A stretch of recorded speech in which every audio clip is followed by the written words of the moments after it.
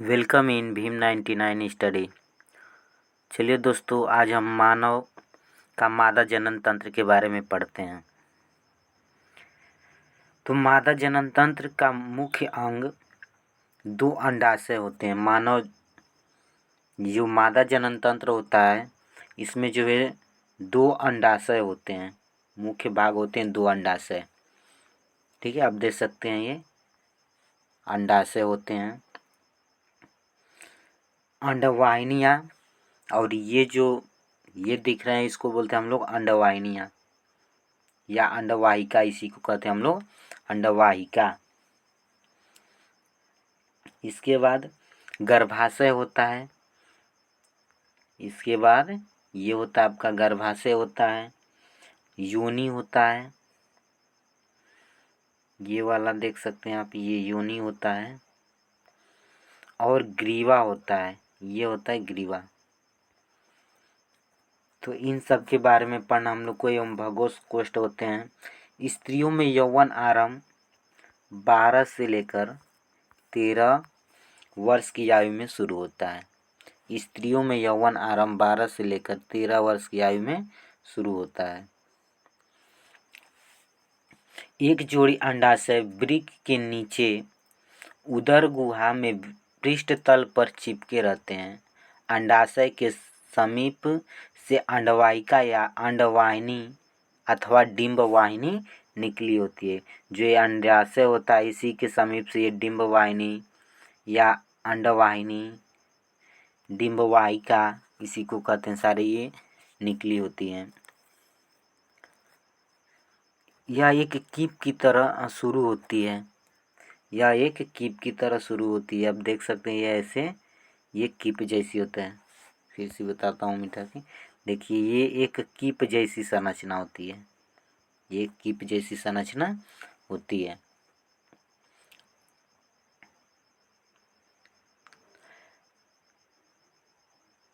दोनों ओर की डिंबवाहिनी नलिकाएं जोड़कर एक बड़ा लचीला कोष्ठ बनाती हैं, जिसे गर्भाशय कहते हैं।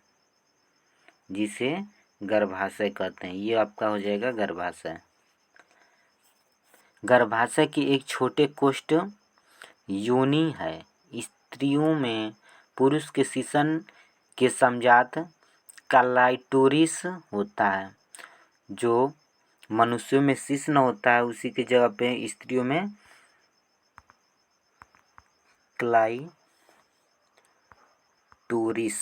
क्लाइटोरिस होता है। दोस्तों, इससे पहले मैं बता दूं, अगर आप इसका नर जनन के बारे में आप नहीं जानते हैं तो इससे पहले वाली एक वीडियो आई है, उसमें आप देख सकते हो। ये पार्ट 2 है। ये पार्ट 2 है। इससे पहले एक वीडियो जा चुकी है इसकी। और इसमें हम आपको MCQ भी कराएंगे। 20-25 क्वेश्चन का MCQ भी कराएंगे, उसका अलग से वीडियो डालेंगे। तो चलिए और आगे बढ़ते हैं हम लोग। अंडाशय अंडाणु तथा कुछ हार्मोन्स बनाते हैं। जो ये अंडाशय होते हैं, अंडाशय अंडाणु तथा कुछ हार्मोन बनाते हैं। इसमें बहुत सारे अंडाणु होते हैं, लगभग 2.5 लाख से लेकर के 4 लाख तक के इसमें जो है अंडपुटिकाएँ होती हैं।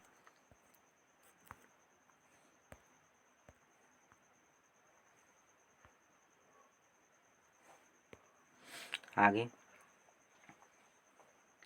प्रोजेस्टेन गर्भधारण के बाद गर्भाशय व स्तनों के विकास में सहायक होता है। एक प्रोजेस्टेन होता है, प्रोजेस्टेन या प्रोजेस्ट्रान भी बोलते हैं।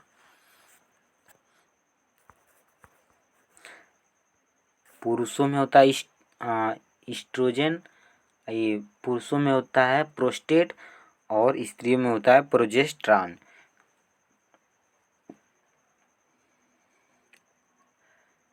गर्भधारण के बाद गर्भाशय व स्तनों के विकास में सहायक होता है।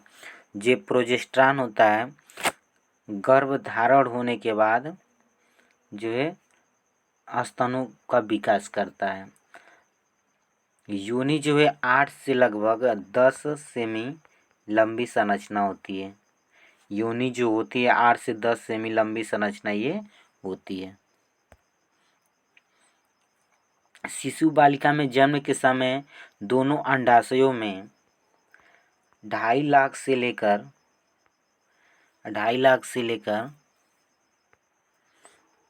4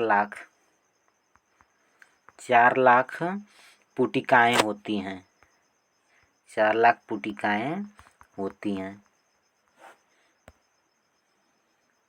शेष पुटिका ये कह रहा है कि जीवन काल में परिपक्व होती हैं। इतनी पुटिकाएँ एक मादा के जो है अंडाशय में उत्पन्न होती हैं और इनमें से केवल 400 पुटिकाएँ ही विकसित हो पाती हैं और सारी पुटिकाएँ 14 वर्ष की एज जाते जाते नष्ट हो जाती हैं। केवल 400 ही सक्रिय रहती हैं। इसके बाद वयस्क स्त्रियों में 14 साल की आयु से लगभग 45 साल की आयु तक की डिम्ब पुटिकाएँ परिपक्व होती हैं। तो जो डिम्ब पुटिकाएँ होती हैं वो 40 से लेकर के ये 14 से लेकर के 45 साल तक ये जो है होती हैं। इसके बाद स्त्रियों में जनन क्षमता समाप्त हो जाती है। स्त्रियों में प्रतिमाह केवल एक पुटक ही परिपक्व होता है, यानी कि हर महीने से केवल यहाँ से एक अंडा ही निकलेगा। होते तो बहुत अंडे हैं लेकिन केवल एक ही अंडा निकलेगा, या तो इधर से निकले या तो इधर से कोई एक, या तो इधर से एक अंडा निकले या तो इधर से एक अंडा निकल करके ऐसे ऐसे इन दीवारों पे जाएगा। अब पढ़ेंगे हम लोग स्त्रियों में यौवन तथा मासिक आवर्त चक्र। स्त्रियों में यौवन तथा मासिक आवर्त चक्र क्या होता है? तो स्त्रियों में यौवन 11 से 14 साल की एज में शुरू हो जाता है। इस समय स्त्रियों के जनन अंगों की संरचनाएं एवं कार्यों में अनेक परिवर्तन होता है। यौनारंभ के बाद स्त्रियों के मादा जनन चक्र शुरू होते हैं। इसकी अवधि लगभग 28 दिन होती है। तो जो अवधि होती है मादा जनन चक्र की 28 दिन होती है। 28 दिनों के बीच अंडाशय व गर्भाशय में अनेक परिवर्तन होते हैं। इस आवर्त चक्र या ऋतुस्राव कहते हैं। इसे ही आवर्त चक्र या ऋतुस्राव कहते हैं। आवर्त चक्र या रजोधर्म का नियम पीयूष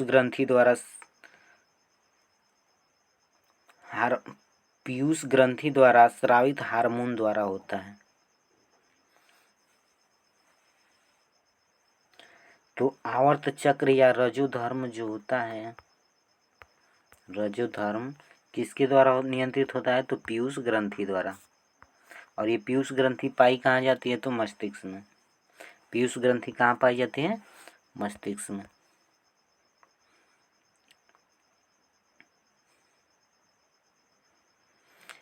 यदि गर्भ धारण हो जाएगा तो इसके बाद जो है अंडों का बनना रुक जाएगा। जब तक कि बच्चा जन्म ना ले ले तब तक फिर से कोई अंड नहीं उत्पन्न होंगे।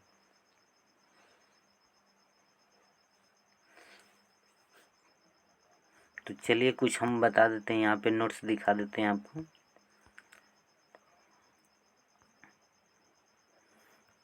अंडाशय, तो अंडाशय क्या होता है? मादा युग्मक अथवा अंड कोशिका का निर्माण अंडाशय में होता है। तो मादा युग्मक अथवा अंड का निर्माण कहाँ होगा? तो अंडाशय में होगा। लड़की के जन्म के समय ही अंडाशय में हजारों अपरिपक्व अंडे होते हैं। यौन आरंभ पर इनमें कुछ अंडे परिपक्व होने लगते हैं।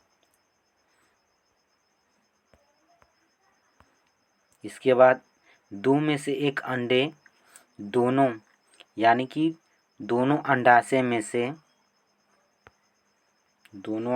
से द्वारा हर महीने एक परिपक्व अंडे उत्पन्न किए जाते हैं।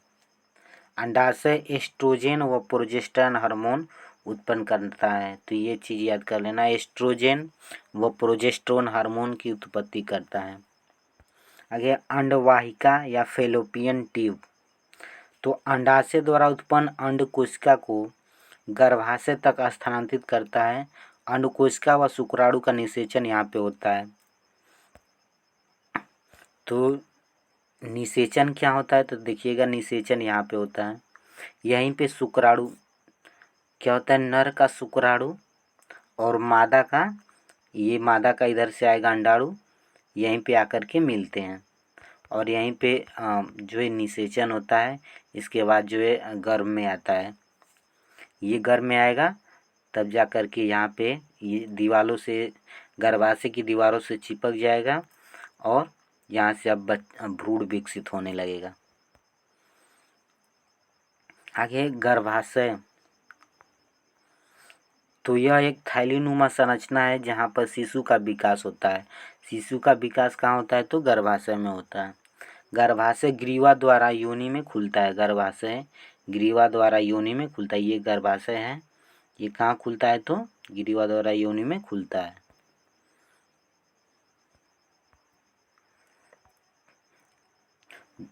आगे जब अंड कोशिका का निषेचन होता है तो निषेचित अंड युग्मनज कहलाता है।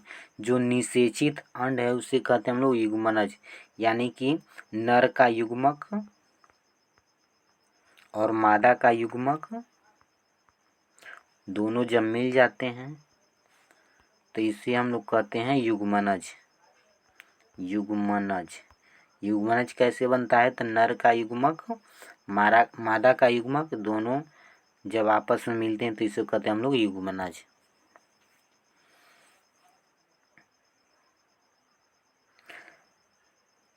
जो गर्भाशय में रोपित होता है, गर्भाशय में रोपण के पश्चात युग्मनज में विभाजन व विभेदन होता है तथा भ्रूण का निर्माण होता है। आगे प्लेसेंटा, तो यह एक विशिष्ट ऊतक है जिसका तस्वीरनुमा संरचना गर्भाशय में धंसी होती है। तो मैं दिखाता हूँ ये क्या होता है प्लेसेंटा, अभी फिगर के माध्यम से बता देता हूँ। प्लेसेंटा समझिएगा, यहाँ पे क्या होगा कि आपका भ्रूण होगा, भ्रूण का विकास होगा यहाँ पे। तो यहाँ से क्या होता है कि ये नाड़ा होता है, नाड़ा बोले तो नाल ना, जिससे जो है इनको जो है, और ये क्या होता है तस्त्री नुमा ऐसी संरचना होती है। यहीं से एक धागे नुमा संरचना इससे आकर के इसके नाभि में, बच्चे की नाभि में जुड़ी होती है। तो बच्चे की नाभि में आकर के ये जुड़ी होगी और इसी से जो है अब जो बच्चा होगा या भ्रूण होगा उसको सारे प्रोटीन्स या रक्त वगैरह मिलता रहता है और उत्सर्जन भी इसी के माध्यम से होता है। उत्सर्जन यानी कि वापस माँ के शरीर में चला जाता है और माँ इसका उत्सर्जन कर देती है अपने अंगों द्वारा।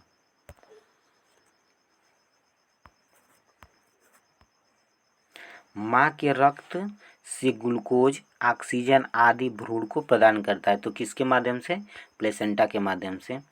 भ्रूण द्वारा उत्पादित अवशिष्ट पदार्थ निपटान, आगे अंड के निषेचन में लेकर शिशु के जन्म तक का समय गर्भकाल कहलाता है। जब तक बच्चा पैदा ना हो जाए और जब से शुरू होता है इसके बीच की अवधि को कहते हैं हम लोग गर्भकाल, यह 9 महीना होता है। आगे है जब अंड का निषेचन नहीं होता तो हर महीने गर्भाशय खुद को निषेचित अंड प्राप्त करने के लिए तैयार करता है। गर्भाशय की भित्ति मांसल एवं स्पोंजी हो जाती है। यह भ्रूण के विकास के लिए जरूरी है।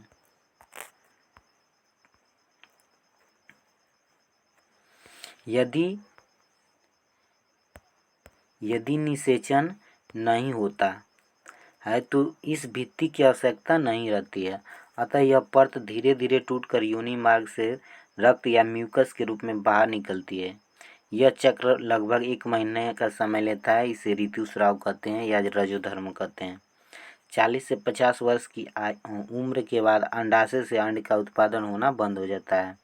फलस्वरूप रजोधर्म बंद हो जाता है, जिसे रजोवृत्ति कहते हैं। एक बार फिर समझिएगा, ये समझिएगा। ये जो दीवारें हैं यहाँ पे ये म्यूकस नामक झिल्ली, जब जब अंड यहाँ पे आते हैं तो अंड आएंगे, अगर ये शुक्राणु से नहीं मिलते हैं, अंडे यदि शुक्राणु से नहीं मिलते हैं तो क्या होगा कि ये गर्भाशय की दीवारें टूट जाती हैं और ये रक्त के माध्यम से इनका स्राव होने लगता है। ये घटना 2 से 3 दिन तक होती रहती है और अंड जो है रक्तस्राव के साथ बाहर हो जाता है। तो इसे हम लोग मासिक धर्म चक्र कहते हैं। दोस्तों, ये वीडियो आपको पसंद आई हो तो लाइक कर लें और आने वाली वीडियो का नोटिफिकेशन मिले आपको, इसलिए चैनल को सब्सक्राइब कर लीजिए और इस वीडियो को ज़्यादा से ज़्यादा शेयर कीजिए। धन्यवाद।